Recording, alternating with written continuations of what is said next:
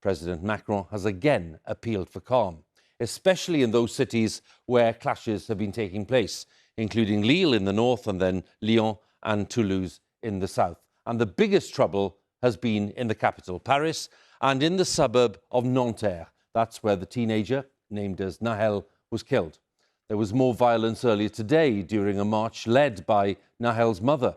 The prospect of further rioting has led to the closure of the city's bus and tram services. Our Paris correspondent Lucy Williamson has the latest. In Nanterre today, thousands gathered to mark the void left by one local teenager and the rage that flowed in to fill it. The violence here last night still mapped onto the surrounding streets in ash and debris. Nahel's mother leading a chant of police assassins. Evan came from a suburb on the other side of Paris, but the problems there were just the same, he said.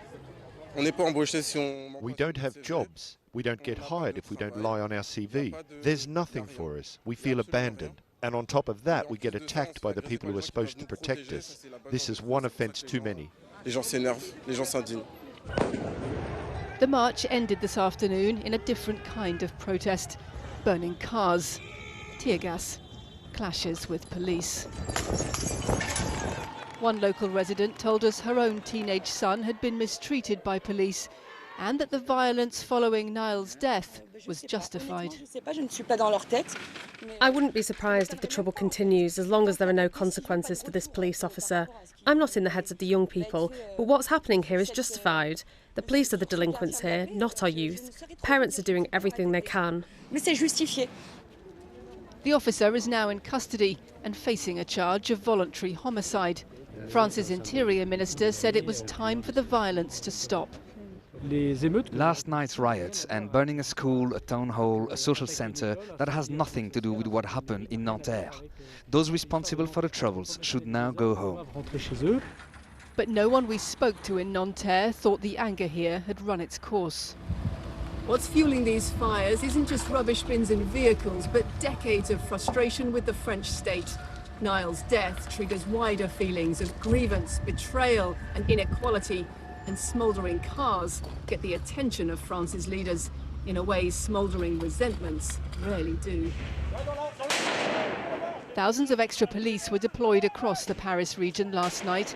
Tonight, those numbers are being multiplied again. Symbols of the state, providing extra security and extra targets. Well, let's go live to Paris tonight and join Lucy, who's there at the Arc de Triomphe.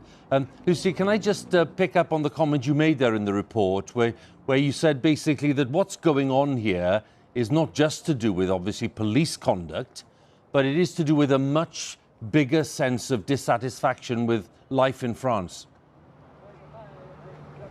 Yes, I mean, there is anger at President Macron and his government. There's anger at politics in general, but there's also a deeper disappointment with the French state and the broken promises that people feel it makes to them. And the government is worried that that deeper disappointment might fuel a pattern of nightly riots. And so it's trying to curb the unrest really in two different ways. And it's walking something of a tightrope between them. On the one hand, it wants to show that it understands the anger people feel towards the policed actions that led to Nahel's death. On the other, it's taking an increasingly tough policing approach to violence on the streets. And the atmosphere in Nanterre today was pretty tense at times, and I think there are many people here in Paris tonight who are watching very carefully what tonight will bring.